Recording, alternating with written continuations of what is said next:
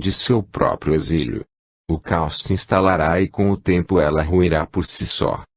No mundo antigo temos muitas referências do que as guerras são capazes de provocar. Sabemos que os atentados à Biblioteca de Alexandria, cujos manuscritos remontavam conhecimentos importantíssimos das civilizações mais avançadas que já pisaram em vosso planeta. As ciências da civilização Atlante constituem apenas um exemplo do que fora destruído pelas guerras fratricidas. Deste episódio sabemos que a humanidade terrícola perdeu cerca de 1000 anos de evolução, tão somente por queimar os conhecimentos ali contidos. Mais tarde, o período das trevas, ocorrido na Idade Média, provocou novo declínio intelectual, num período em que a humanidade fazia renascer em seus seios conhecimentos atávicos, adquiridos a lures. Para a fogueira foram alguns dos maiores gênios que já pisaram vosso solo, dentre outros que necessitaram da retratação junto aos tribunais da Santa Inquisição, simplesmente porque ousaram dar um passo mais adiante, rumo àquilo que a sociedade de sua época não enxergava ou pretensiosamente não queria enxergar. Nas Primeira e Segunda Grandes Guerras, novamente os combates fratricidas tiraram de cena alguns dos gênios redivivos cuja missão era trazer à humanidade novas pontas de tecnologias. O egoísmo humano impediu o desabrochar de uma era onde a tecnologia poderia ser extraída de sua fonte natural da mesma forma que a água poderia fazer mover um moinho. Quereis dizer que as guerras proporcionaram a evolução? Definitivamente, este pensamento mostra que o terrícola ainda não aprendeu o que verdadeiramente significa evolução. O homem colocou-se na condição de superioridade quando descobriu ser capaz de se manter no topo da cadeia alimentar. E por ser dotado da razão e do intelecto, concluiu ser o próprio Deus.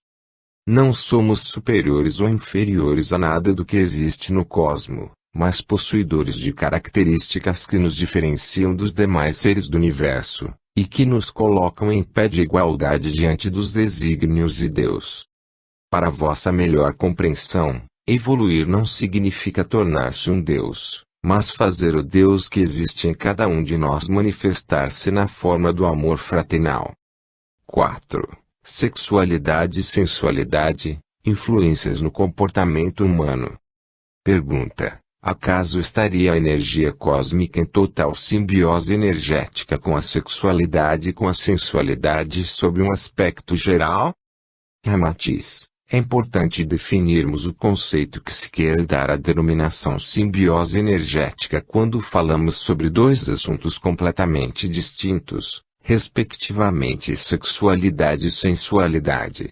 Poderíamos dizer que quase sempre estará a energia cósmica em perfeita ligação com a sexualidade, mas com a sensualidade, deveríamos denominar o processo de elotismo energético, no qual o indivíduo se aproveita do poder da energia cósmica, potencializando-a através de sua força volitiva para usufruir os mais variados prazeres a que se queira submeter. Com isso, é claro, passa a vibrar energias sensuais.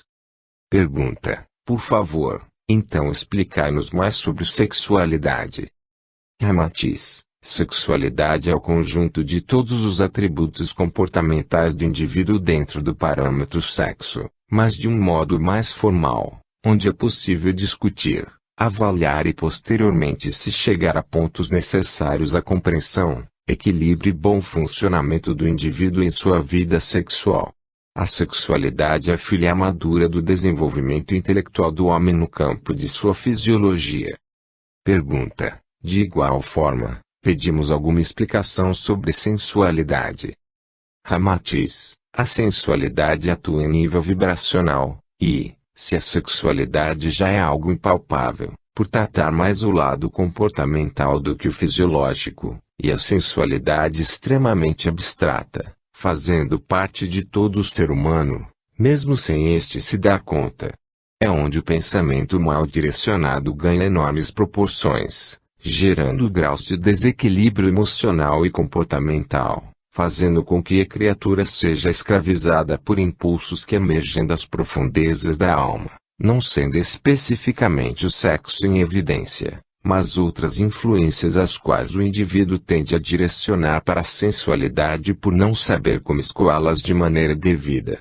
Conflitos internos que geram a manifestação da sensualidade são a baixa autoestima, o sentimento de rejeição, carência afetiva entre outros tidos como negativos, como o orgulho, onipotência, egoísmo, prepotência, entre muitos outros. Pergunta: quer dizer que a sexualidade é intrínseca ao homem, mas por outro lado, a sensualidade é algo adquirido, que proporciona o escoamento emocional. É isso? Ramatiz: podemos dizer que a sensualidade é fruto de um mau direcionamento da sexualidade, quando as sociedades, por preconceito e por estarem apegados à visão obsoleta que lhes foi legada através da educação repressora de pais, mestres, representantes religiosos, etc., passou a tratá-la como algo pecaminoso, indigno, fazendo com que todo o emergir de uma energia altamente construtora fosse reprimido. Isto ocasionou o aviltamento do sexo com os fins que lhe cabem. Há muito se trata a sexualidade com um certo marginalismo, proporcionando na formação dos futuros cidadãos o desejo pelo que é proibido, uma vez que a curiosidade, bem como a ânsia de desbravar o desconhecido, são também inerentes à essência humana, o que nestes casos leva o indivíduo à frustração, por vivenciar experiências mal-sucedidas ocasionadas pelo despertar inadequado da sexualidade. Esta, que antes fora reprimida ao extremo, agora, como que uma represa ao conter as forças da natureza, se rompe, proporcionando verdadeira enchente erótica e viabilizando a tendência mais vil da luxúria humana. É, por outro lado, a sensualidade, um grande sinal de desequilíbrio emocional, de suplício, e seu agente se manifesta através da única maneira que encontra, o pedido de socorro. Não é merecedor da recriminação ainda tão evidente na humanidade, mas sim, criatura digna de nosso maior respeito e compreensão.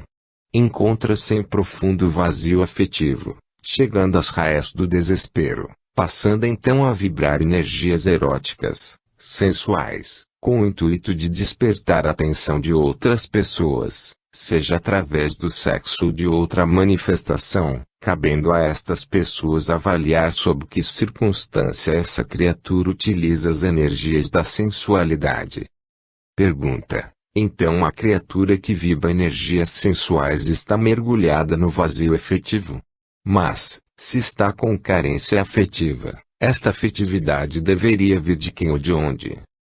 Ramatiz: basta tomardes os exemplos dos maiores mitos sexuais do planeta. Foram em sua totalidade criaturas absolutamente vazias, perturbadas, dotadas dos mais inacreditáveis conflitos. O que faz um indivíduo incorporar a personalidade de um Dom Juan, por exemplo, logicamente está ligado à insatisfação do sentir, à incapacidade de aceitar um sentimento puro, uma vez que fora vilipendiado sentimentalmente no passado, seja através de sua educação, se teve pais desprovidos da capacidade de manifestar o amor fraternal, não de maneira dolorosa, mas por terem tido formação educacional rígida, uma vez que somente agora começam os primeiros sinais de uma cultura mais dada à psicologia. Porém, os sinais ainda estão visíveis nas escolas onde os mestres, totalmente despreparados para lidar com crianças, descarregam suas frustrações gerais ante as traquinagens de seus indefesos discípulos. Os sinais de rejeição estão por toda parte. Na mãe que rejeita o bebê que está no seu ventre, no empresário que nega emprego ao funcionário desprovido da beleza física ou pelo injustificável racismo, ou mesmo no próprio Dom Juan, que, ao brincar com o sentimento alheio, provoca feridas que levam séculos, milênios para cicatrizar. São experiências que, ao serem vivenciadas, são guardadas no inconsciente do indivíduo e sem que este se dê conta, com o passar do tempo são novamente projetadas para o lado consciencial, pedindo resolução, fazendo com que o indivíduo passe a adotar determinados comportamentos sem dar-se conta, entre eles o desejo de domínio ante a força da sexualidade.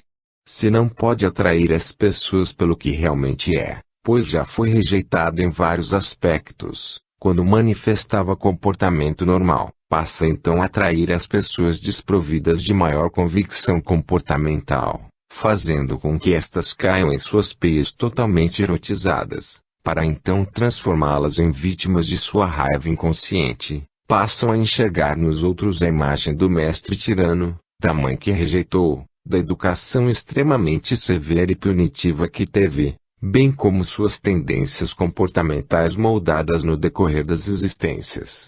Motivo pelo qual são raras as vezes em que se satisfazem dentro de um relacionamento afetivo, buscando sempre o maior e melhor prazer em nome de seus dotes conquistadores. Pergunta: não seriam um tanto pesadas tais afirmações?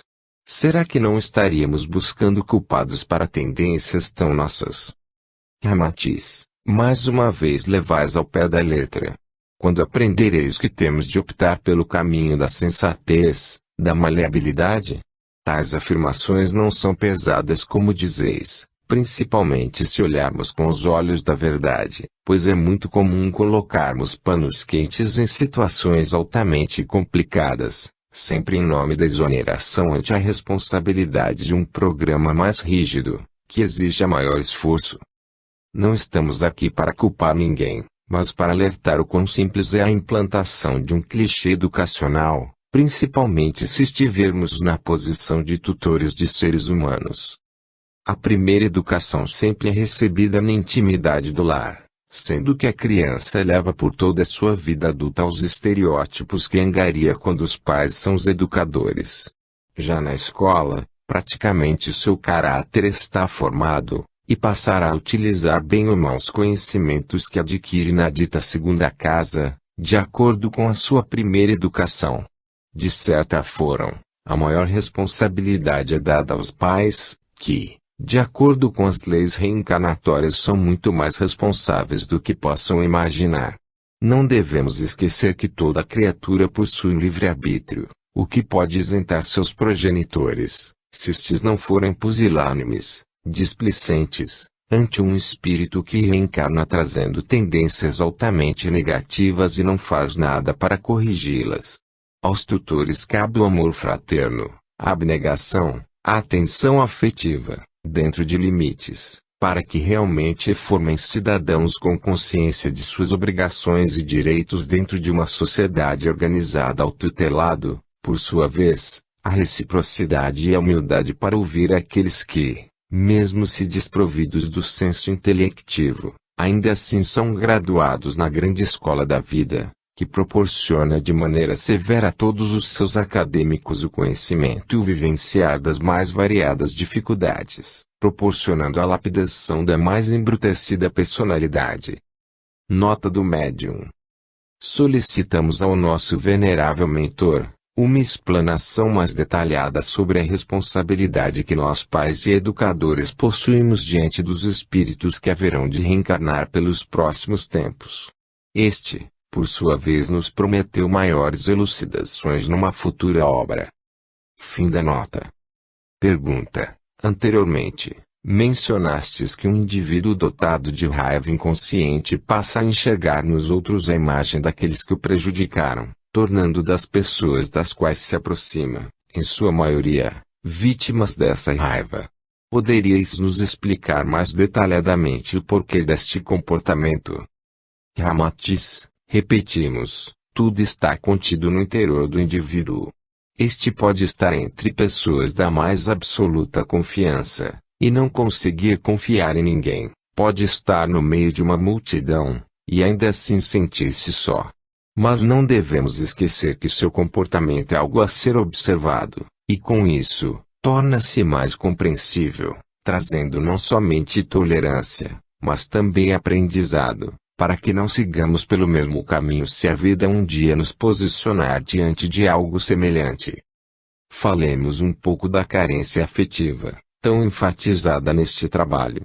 Ocorre que uma criatura, desprovida do afeto, essencial à sobrevivência humana, acaba por gerar em seu interior um sentimento muito grande de rejeição, O mundo não me aceita e isso pode ter sido deflagrado em diversos momentos de sua vida, e a reação manifestada foi justamente o sentimento de rejeição. Com este processo desencadeado, passa a buscar nas pessoas, animais de estimação ou ainda em bens materiais, a compensação para essa falta. Normalmente, o indivíduo nem se dá conta de que está carente, mas apenas manifesta sinais de tristeza, melancolia, e, como afirmado anteriormente, passa a compensar o vazio afetivo que sente utilizando artifícios que retardam ainda mais a cura de seu problema. É o que faz a humanidade, sempre em busca de algo, sem encontrá-lo. É muito comum que ao adquirir alguma coisa, o indivíduo, depois de certo tempo, queira algo mais substancial, que acaba confundindo com a aquisição de alguma espécie de bem material financeiramente mais caro. E assim, passa a vida inteira buscando a felicidade que na maioria das vezes nunca chega. Isto somente acontece porque está indo pelo caminho errado. A felicidade não está nos outros, nas coisas, mas em nosso próprio interior. E é de lá que devemos trazê-la. Quanto maior uma frustração diante de uma busca que parece não ter fim, maior é o acúmulo de raiva que, aos poucos, dá lugar ao desequilíbrio, levando o indivíduo a pensar que seu problema é culpa dos outros, da sociedade, passando então a agir de acordo com seu pensamento, tornando-o tão real quanto sua sede de retribuir o que está sentindo. Este é o primeiro passo para a manifestação de distúrbios psíquicos de difícil resolução. Pergunta: isto significa que a violência, sob um aspecto geral, pode ser uma manifestação do sentimento extremo de solidão? Seria isso? Ramatiz: nenhuma criatura toma uma atitude se não quer ser notada, percebida pelos outros, motivo que nos faz compreender por que muitas vezes o egoísmo, o orgulho, o pedantismo, se fazem presentes no comportamento humano. Seu praticante quer mostrar a impressão de superioridade ante os demais para que sua presença seja notada. E isso é um ledo engano. Em muitos casos o indivíduo que se julga superior está manifestando de maneira clara um grande medo de ficar só, e utiliza a aparente superioridade para atrair pessoas de autoestima baixa, inseguras, sem um mínimo de autoafirmação, e, não podemos esquecer, também muito carentes. Neste caso é raro encontrar alguém que não entre no rol dos que são dóceis e abnegados, até que sejam contrariados, ou caso suas ordens disfarçadas de conselho sejam ignoradas. É então que se mostrarão como criaturas violentas, sem um mínimo de tolerância para com os demais. Qualquer manifestação de violência no indivíduo é fruto da sensação de estar sendo ignorado, explorado, marginalizado pelo seu meio de convivência, em sociedades altamente comunistas, materialistas, onde não há valorização do indivíduo, mas do que este possui de material. A violência, por mais paradoxal que seja, é manifestada diante de uma condição que se queira ver atingida sem êxito. Temos o exemplo do desemprego, que ao arrancar a dignidade de um indivíduo, faz com que este atue movido pelo desgosto, raiva por não poder trabalhar honestamente, e assim por diante. Temos o início da marginalização. A situação piora se existir predisposição comportamental. É importante compreender também que a maioria dos humanos não possui a noção de atribuir os valores corretos para as coisas. E diante disso, sempre haverá alguém que generalize depositando a culpa por suas dificuldades em qualquer pessoa, uma vez que um indivíduo, apenas, já representa o todo de sua sociedade. Com isso, uma vez caracterizado em seu pensamento a injustiça e indiferença social, passará a atuar buscando a vingança, mesmo que ataque um inocente. Pergunta: diante de vossas explanações, temos a impressão de que estamos à mercê de indivíduos tomados por um surto de solidão, de marginalização, cuja intensidade de manifestação comportamental nem imaginamos. O que dizeis disto? Ramatiz: não vamos nos esquecer das questões kármicas. Ninguém é vítima sem antes ter sido algoz. Não estamos tão à mercê como dizeis, mas podemos nos expor a determinadas violências se não tomarmos como meta a correção de nossas imperfeições, ou simplesmente ignorarmos a existência da depuração espiritual, necessária para a conquista de existências mais brandas e pacíficas. Pergunta: qual a ligação que fazeis entre a manifestação da raiva inconsciente com a sensualidade ou sexualidade? Ramatiz: se partirmos do pressuposto de que a sensualidade é um mau direcionamento das energias sexuais, ao mesmo tempo em que esta manifestação é, por assim dizer, um escoamento dos detritos comportamentais que o indivíduo já não suporta mais conter em seu interior, é, ainda, a degradação em grau mais elevado de uma energia altamente criadora, tornando seu agente manipulador uma criatura empedernida.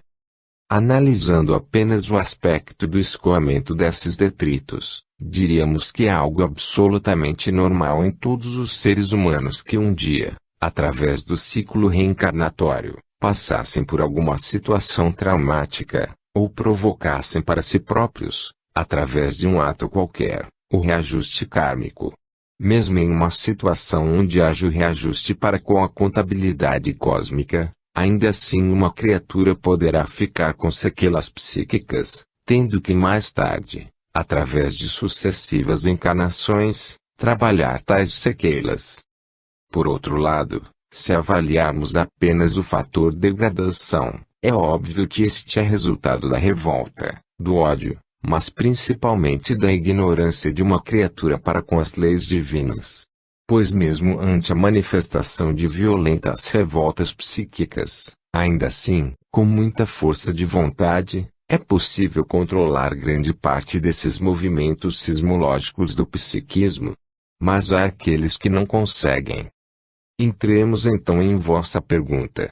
A raiva inconsciente, como a denominais, seria o termo que designa o que foi explanado anteriormente. Se nos aprofundarmos dentro dos meandros da sensualidade, sexualidade, podemos dizer que o sexo há muito vem sendo desviado de seu verdadeiro propósito, acarretando os mais impressionantes desvarios, e isto é um ponto que já abordamos em outros trabalhos. Portanto, não é nenhuma novidade para vós. Mas, se olharmos para o aspecto biológico, a reprodução ou a conjugação sexual deveria ter como ponto fundamental a função da procriação, por ser o método mais primitivo que se conhece, em termos de humanidade. Por outro lado, o sexo com finalidade psicológica, proporciona uma série de benefícios os quais vossa ciência já pesquisa. Estes benefícios são adquiridos quando a prática sexual é sadia, comedida. É justamente nestes fatores que muitos esbarram.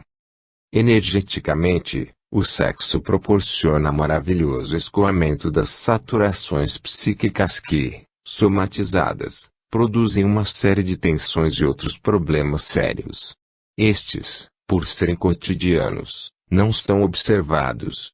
São manifestações energéticas que mostram o quanto estamos sobrecarregados de tarefas, o quanto somos negligentes para conosco, e ainda, como estamos administrando mal nosso precioso tempo.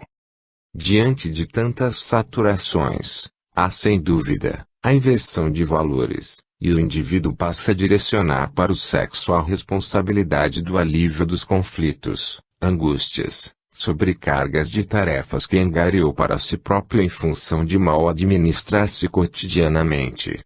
Inicia-se aí o primeiro desregramento sexual. Imagine então, se uma criatura, ao iniciar este processo de desregramento, possui aquelas predisposições que tanto enfatizamos. Qual comportamento ela manifestará? Qual a intensidade desse comportamento? Temos a origem da maior parte da violência humana. Entraríamos forçosamente na questão do que leva um indivíduo a praticar atos como a violência sexual, ou em casos mais amenos, a prática do sexo desenfreado. Em ambos os casos, seus praticantes são criaturas angustiadas, problemáticas, que portam estas saturações psíquicas e atribuíram ao sexo a responsabilidade de proporcionar a paz interior. Mesmo que essa paz possua um preço muito alto, ainda assim estão dispostos a pagá-lo. Na avaliação dessas duas manifestações comportamentais, percebemos que a sensualidade está aflorada surpreendentemente, tornando seus agentes manipuladores de certa forma agradáveis, bondosos, atenciosos, principalmente se lhes é conveniente. Há apenas uma diferença: o grau de comportamento, a intensidade de manifestação dos conteúdos psíquicos que os tornam desregrados. Os primeiros, aqueles que os manifestam através da violência, caracterizada por estupros ou por atos mais cruéis, ou os segundos, aqueles que apenas pendem para o sexolatrismo ignominioso, possuem a mesma tendência, apesar de estarem em graus evolutivos diferentes, o que nos dá a impressão de que o segundo exemplo é mais ameno, mas nem por isso deixa de proporcionar graves sequelas em suas vítimas ou a si próprios, mergulhando num imenso abismo de emoções turvadas, confusas. O mais assustador é que dentro da manipulação de energias sensuais, o mais vil assassino aparenta ser criatura dócil enganando facilmente uma sociedade, até que seja descoberto pelos atos cometidos, passando então a revelar frieza, por não precisar mais controlar seus impulsos naturais, que precisam ser redirecionados e que foram reprimidos durante muito tempo, tornando-o doente. Alhures, o sexólatra mais intelectualizado, menos violento, também mostra-se frio e austero a tudo o que é mais sublime, provocando frustrações, amarguras, enfim, os mais variados traumas sentimentais, após satisfazer seus caprichos, suas obstinações passionais. Pergunta: quereis dizer que os indivíduos que manifestam essa espécie de distúrbio comportamental vestem-se com uma máscara que aparenta docilidade, conquistando a confiança das pessoas? Ramatiz: essa afirmação é coerente. É muito raro encontrarmos criaturas depravadas com aparência grotesca. São em sua maioria ardilosas, dissimuladas, capazes de manipular desde o mais incauto ao mais previdente, com extrema facilidade. Vestem-se de carapuças, o que torna difícil a identificação de seu comportamento, a não ser pela análise profunda, ou pelas tendências que possuem, e por serem manifestações inconscientes, acabam por revelá-los. Por isso a importância da educação dentro do parâmetro aceitação das tendências, para que estas possam ser redirecionadas em tempo.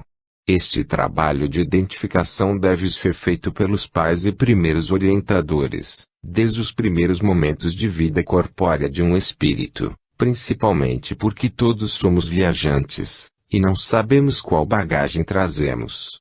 E essa bagagem, no decorrer de nosso desenvolvimento dentro de uma encarnação, precisa ser desfeita, com o intuito de que as roupas sujas sejam lavadas. Daí o motivo de comportamentos idiosincráticos, cuja explicação não nos chega de maneira convincente, mesmo dentro dos padrões da psique. Pergunta: desculpai-nos a petulância, mas não estás amenizando em vossas explanações a dura realidade de nossa sociedade, onde sabemos que nas ruas das metrópoles, e até mesmo na mais pacata e cidadezinha, a violência provoca um grande caos a infernizar os cidadãos de bem. Ramatiz: o que quereis dizer com a expressão cidadãos de bem? Seriam aqueles que trabalham honestamente, pagam seus impostos, tratam de suas famílias, mas indiferentes à miséria humana, às realidades das crianças de rua, aos desempregados que também possuem famílias, enfim, exibindo total desleixo em relação ao poder político do voto, da União para modificar os maus costumes de seus governantes, e assim nada fazem. São estes os cidadãos de quem falais?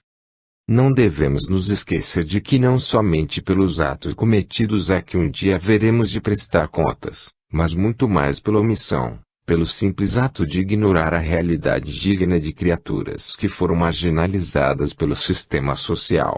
O que são vossas casas de detenção, vossas instituições para menores infratores senão a graduação maior da marginalidade? Não basta apenas preocupar-se com a situação caótica que ganha proporções assustadoras em vossa sociedade, mas é preciso unir forças com projetos sociais onde através do mutirão, da participação de todos, seja possível a reciclagem de criaturas que representam um perigo à sociedade, mas que são as maiores vítimas. Pergunta: seriam esses indivíduos frutos de uma sociedade puramente materialista, preocupada em viver de aparências sem fornecer o mínimo de estrutura familiar, valorizando as conquistas materiais ao invés do crescimento humano? Ramatiz: os índices de maior violência são justamente, como afirmais, mais intensos em sociedades materialistas. Aquelas cujos indivíduos valorizam a beleza faraônica de suas residências, o luxo de seus móveis e veículos, enquanto seus filhos, carentes de afeto e de atenção indispensáveis para uma boa estruturação psicológica, ganham precocemente as ferramentas para que possam fugir do estado de carência afetiva, como os videogames, computadores, motos e carros, a fim de proporcionar descanso para os pais tão estressados, estresse que vem do cultivo de futilidades. Esses filhos acabam sempre fazendo ligações como indivíduos que, sob a falsa égide da amizade, lançam os ingênuos inocentes no mundo das drogas e da marginalidade. Motivo pelo qual tantos jovens entram por esse caminho. Mais uma vez, não se quer atribuir a culpa a ninguém, mas chamar a atenção para as realidades da vida. Pois os traficantes e aliciadores, enfim, as criaturas que iniciam seus irmãos no caminho trevoso dos vícios e dos maus comportamentos, somente cairão por terra no momento em que os jovens saírem de seus lares com uma formação familiar bem estruturada, a ponto de estarem convictos do discernimento entre o certo e o errado, entre o lícito e o ilícito. Pergunta: o que dizer dos chamados rebeldes sem causa? Ramatiz: ora, bem sabeis que rebelde sem causa não existe. É muito comum ouvir pais, mães ou tutores mencionarem que seus protegidos são muito ativos, que não param um segundo sequer. No entanto, vemos que são criaturas querendo chamar a atenção de seus pais ou protetores, que gastam seu tempo com outros afazeres, sem valorizar o contato humano, a afetuosidade, o amor manifestado. Se forem criaturas rebeldes, somente o são para mostrar que fazem parte da vida de seus familiares, mas que estão sendo ignorados, trocados pelos prazeres mundanos. Pergunta: qual a possibilidade de criaturas que passam por condições descritas acima, manifestarem comportamentos extremos ante a convivência social? Ramatiz: são bastante altas. Afinal, por que o marginalismo, o mundo das drogas, da prostituição, crescem tanto? Certamente porque contam com indivíduos que se acrescentam, aumentando a estatística do desregramento. Seria a anulação dessa estatística a responsabilidade dos governantes. Essa responsabilidade sai da mão destes no momento em que lembramos que o vínculo familiar deve ser mais bem administrado, formando no lar os cidadãos construtores do amanhã. Pergunta: é muito comum ouvirmos de pais a seguinte frase: meu filho é um exemplo de pessoa. Eu não acredito que meu filho é um marginal, ou usa drogas. O que dizeis? Ramatiz: se todos os aspectos comportamentais fossem observados, ganharíamos tempo em reverter processos já viciosos. É fácil olhar para a horta do vizinho, apreciando o seu vício, ou enxergar as ervas daninhas tomando conta, mas é extremamente difícil cada qual cuidar para que as pragas e ervas não atinjam a sua própria. Não podemos esquecer daqueles pais que cuidaram de seus filhos, e estes ainda optaram pelo caminho obscuro. Novamente lembramos que mesmo tendo tido pais esforçados, que aconselharam a prática dos bons hábitos e costumes, pela força do livre-arbítrio é possível uma criatura se desregrar, sendo ela, após colher todos os subsídios educacionais, a única responsável pelo caminho a que se lançar. Pergunta: e o que tem a ver rebeldia com sensualidade? Ramatiz: Atualmente existe uma espécie de interrupção na comunicação afetiva entre pais e filhos. Esta interrupção consiste na dificuldade que os pais têm quando é necessário identificar em seus filhos características aparentemente negativas, mas que em sua realidade consiste nos grandes impulsionadores do ser humano. Temendo perder o controle na educação, certos pais tornam-se tiranos velados. Isto é, tentam manter o controle absoluto sobre seus filhos exigindo total subserviência. Isto provoca o tolimento de todo o potencial criador, despertando-lhes a necessidade de contrariar seus pais a fim de conquistarem um espaço que é seu por direito. Quando um filho se sente mal amado ou menosprezado pelos pais, traz para si um desejo incontido de provocar desgostos na família. Por outro lado, o despertar precoce para a sexualidade sem bases psicológicas bem definidas é o caminho mais próximo para a realização desta espécie de vingança inconsciente. Filhos rebeldes tendem, por instinto, ao caminho daquilo que seus pais compreendem como errado ou possuem algum tipo de preconceito. Pergunta: mas a rebeldia não pode ser considerada como algo positivo, uma vez que também impulsiona o ser humano em direção ao seu próprio desenvolvimento? Ramatiz: não deveis confundir rebeldia com perseverança. A rebeldia é fruto de um protesto velado ou declarado. A perseverança é fruto da fé ativa, aquela capaz de nos levar por caminhos os quais jamais nos imaginávamos capazes de percorrer.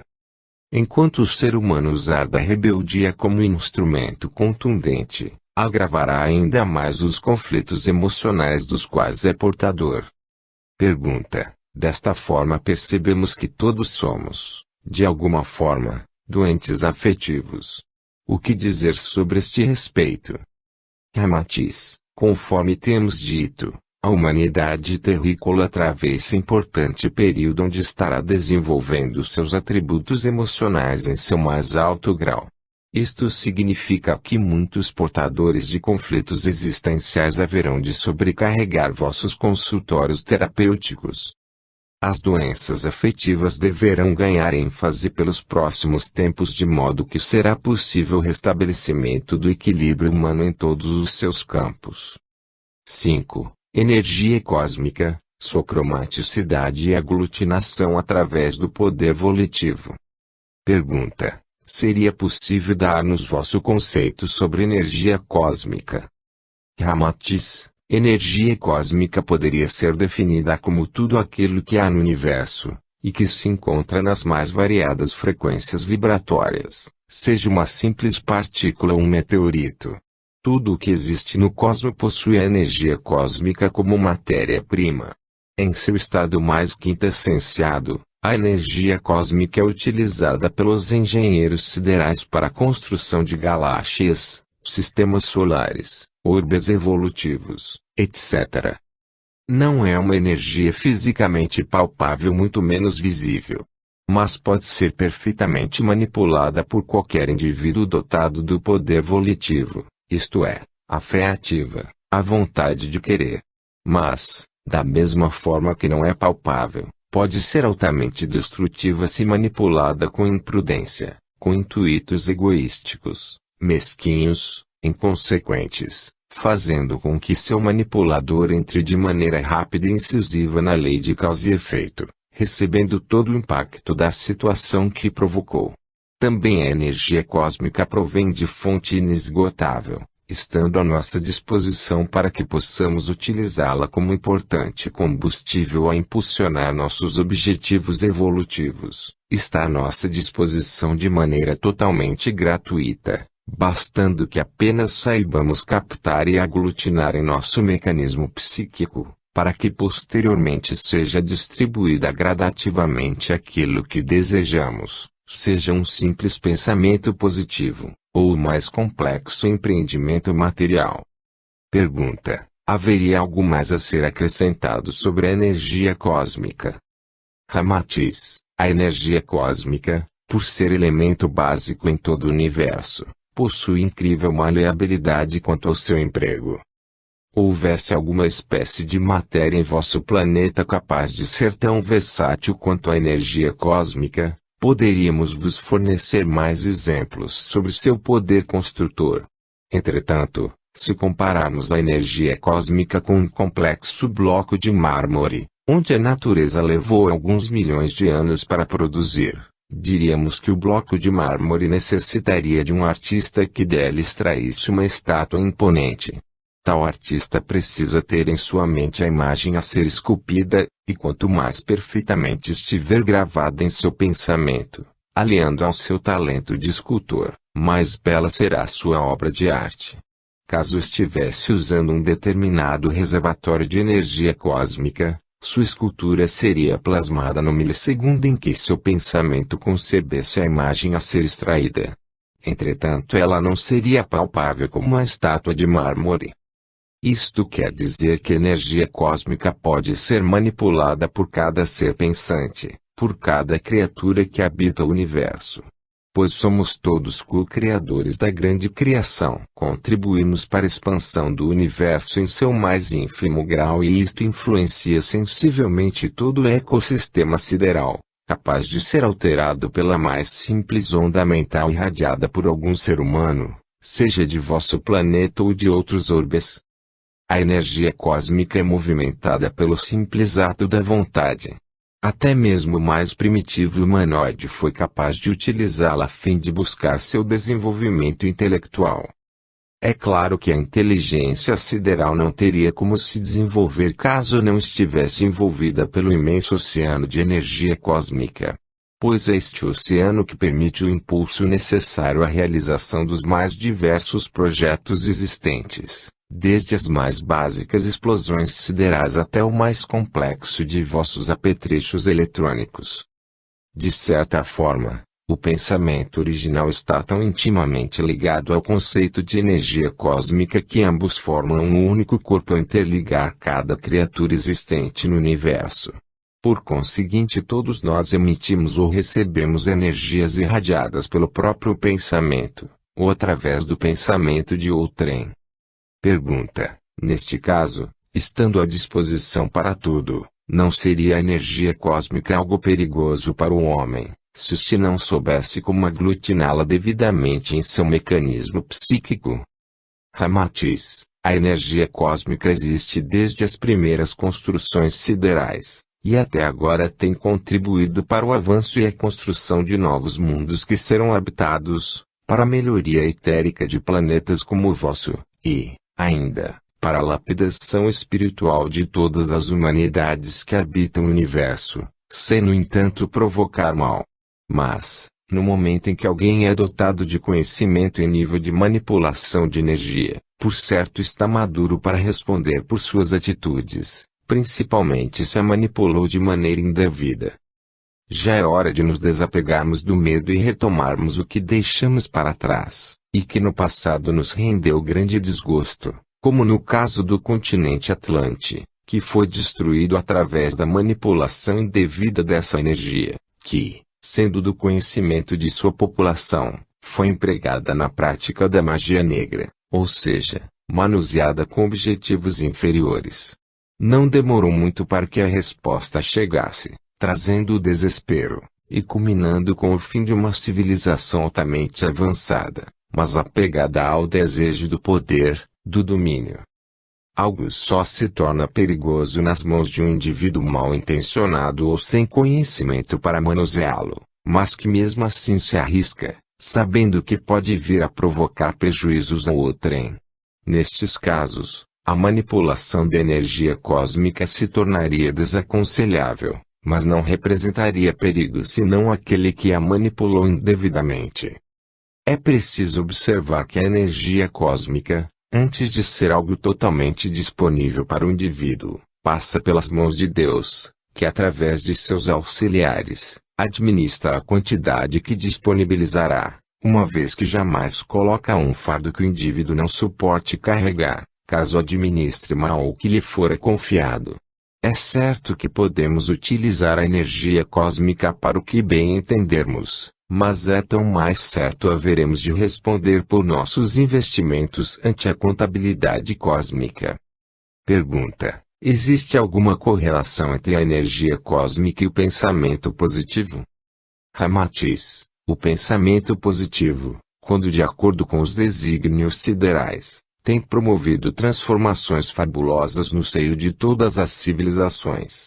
Há que se levar em consideração que, pensar positivamente significa entrar em consonância com a inteligência sideral.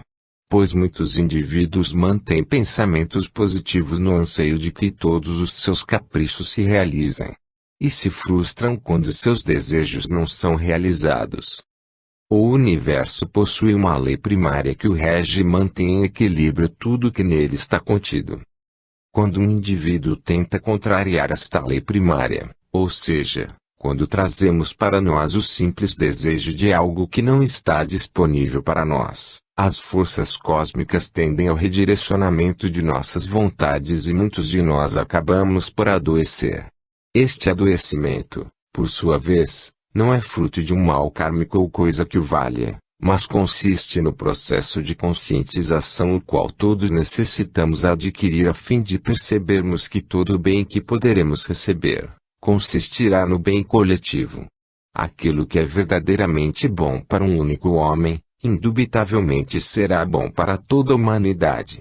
E aquilo que é fruto dos caprichos e da cobiça humana, que convém para alguns poucos indivíduos, certamente fará mal para o restante da humanidade. Por isto, o limite que separa o bom manuseio de energia cósmica daquele de caráter enfermiço é tênue. Pergunta: quereis dizer que muitos de nós estamos equivocados quanto ao que vem a ser o pensamento positivo? Ramatiz: não somente equivocados como também insistem neste equívoco. Nos orbes cujo avanço tecnológico é imensamente maior que o vosso, seus habitantes costumam irradiar pensamentos ecologicamente corretos. Estes consistem na simples emissão de ondas mentais capazes de se encaixar perfeitamente nas ondas mentais irradiadas por cada indivíduo de sua sociedade. Consequentemente, há o fortalecimento das bases vibratórias que permitem o desenvolvimento progressivo das massas de habitantes que se avizinham a estes orbes, como que estivessem recebendo, por caridade, agasalhos, comida, enfim, objetos que lhes sirvam para a manutenção encarnatória. A psicosfera destas regiões é suave e acolhedora, o que propicia um intenso clima de inspiração para seus habitantes. Diferente de vossa psicosfera, que é tensa, angustiante, turva e na maior parte das vezes truculenta, o que provoca na humanidade terrícola imensas dificuldades para se desenvolver, nesses orbes é possível observar que todos os seus habitantes não mais possuem a volúpia de adquirir bens materiais ou títulos sociais que lhe emprestem algum status quo. Isto não significa serem desprovidos de certos anseios. Entretanto, não são capazes de passar por cima do livre-arbítrio alheio para alcançarem seus objetivos. O pensamento positivo consiste em aliar a força mental a qual somos detentores aos desígnios divinos, o que nos faria valer o trecho da oração ensinada pelo Mestre Jesus, seja feita a tua vontade. Pois de nada resolve orarmos com o intuito de barganhar com Deus, pedindo aquilo que nossos caprichos exigem. E isto, de forma alguma pode ser considerado pensamento positivo. Pergunta: seria possível citar alguns exemplos da manipulação dessa espécie de energia, e seus resultados? Ramatiz: para uso exclusivo do bem, temos um grande representante, Jesus. Este soube manipular de maneira prudente mostrando toda a plenitude da energia cósmica, ensinando aos discípulos e ao povo o que a fé poderia fazer. Em suas curas, Jesus demonstrava um domínio fora do comum, aglutinando energia através da mente, e catalisando-a no mecanismo da fé de cada indivíduo que se apresentava para que lhe proporcionasse a cura. Ao demonstrar que era possível promover a cura para qualquer mazela, mesmo a mais destrutiva, sempre mencionou estas palavras: tua fé te curou. Com isso, forneceu provas de que todos podemos promover a modificação para quaisquer situações ou estados, desde que acionemos nosso mecanismo volitivo da força, que poderia ser perfeitamente interpretado pelas palavras do próprio Mestre: a fé move montanhas. Pedi e obtereis. Batei e abrir-se-vos-á. Através da aglutinação energética, os próprios discípulos promoveram a cura da mesma maneira que seu mestre, e quando abordavam sua resposta era ainda mais enfática: podeis fazer isso e muito mais, pois vós sois deuses. Nos mais diversos momentos de sua vida, Jesus se utilizou dessa energia para ampliar intrínsecas potencialidades, utilizando-a em conjunto com a própria força da vontade das pessoas a quem curava. É nossa maior prova e nosso mais fiel modelo para que possamos aprender a manipular essa energia de modo que consigamos potencializar nossa capacidade criadora, sem que esta manipulação nos provoque efeitos colaterais. Alhures temos exemplos em maior quantidade, daqueles que, conhecedores da energia cósmica, manipularam semeando o mal, trabalhando a serviço de indivíduos desprovidos de atitudes íntegras, cujo interesse era sempre ganhar poder e riqueza a qualquer preço. Houve na antiga Caldeia uma concentração de magos que praticaram a magia negra em seu grau mais intenso, gerando com isso uma dívida kármica enorme cujos efeitos perduram até os dias de hoje, provocando mazelas para as quais a medicina não encontra tratamentos eficazes, muitos menos a cura. Os espíritos que vestiram estas personalidades, os magos negros, eram dotados de conhecimento, mas desprovidos da sabedoria, do menor escrúpulo, espalhando sua ira através do contato com o mundo espiritual, das baixas entidades umbralinas, e da potencialização da energia cósmica, para que pudessem angariar forças com o objetivo de aniquilar inimigos que muitas vezes nem eram seus, mas de seus senhores. Pergunta: perdoai-nos a pergunta imprópria, mas o que dizer daqueles que não acreditam em magia negra ou em energia cósmica? Ramatiz, a exemplo de Jesus, não cabe a nós pedir que alguém acredite ou aceite o que estamos explanando, mas por si só, com o passar do tempo, cada indivíduo verá que não pode fugir da realidade, e então passará a acreditar. Aqueles que aceitam algo por se aprofundarem em seu conteúdo, por certo chegarão à frente daqueles que não aceitam, mas não movem um dedo sequer para mudar sua opinião. São criaturas estacionárias, orgulhosas, julgando que só aquilo que sabem é verdadeiro. Estas demorarão um pouquinho mais, mas por certo, chegarão a seu turno, com certeza irão vivenciar aquilo que dizem ser inverossímil, para que passem a acreditar. Pergunta: insistimos. Há pessoas de bom coração que não acreditam em certos assuntos. O que dizeis sobre isto? Ramatiz: não estamos falando sobre o fato das pessoas serem boas ou más, mas sim, se estão abertas ou não face às realidades siderais. Há indivíduos que não acreditam em Deus, mas nem por isso deixam de cumprir seus deveres enquanto cidadãos. E há pessoas que acreditam profundamente em Deus, mas lhes falta caráter e retidão moral. Queremos vos lembrar que houve um tempo em que o terrícola acreditava que a Terra era plana, no sistema geocêntrico, e desdenhava que o homem pudesse voar. Houve um tempo em que a circulação do sangue foi ridicularizada e o telefone causou grande espanto, assim como vossos aparelhos fonográficos. Júlio Verne escreveu 20.000 léguas submarinas antes que a humanidade houvesse desenvolvido o primeiro dos submarinos. E Da Vinci projetou um paraquedas cuja estabilidade é comprovada à luz de vossos dias. Para os mais renitentes e incrédulos irmãos, o tempo é grande professor. Pergunta: poderíeis nos explicar como é possível a aglutinação de energia através de nosso psiquismo? Ramatiz: costumamos chamar de força mental o resultado desse processo. Pois no momento em que um indivíduo consegue subtrair energia cósmica concentrando em seu psiquismo, o mesmo adquire força mental. Um exemplo simples, mas não menos complexo, acontece com os praticantes de hipnose, que através do processo de sugestão induzem seus hipnotizados a ficarem insensíveis à dor, esquecerem números e, em casos terapêuticos, promoverem uma espécie de reprogramação mental, conseguindo em muitos casos resultados positivos.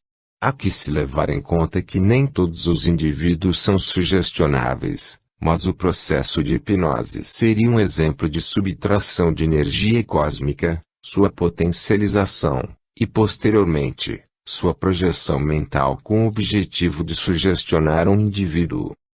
De uma maneira geral, estamos sempre utilizando a energia cósmica para enviar bons fluidos às pessoas de quem gostamos.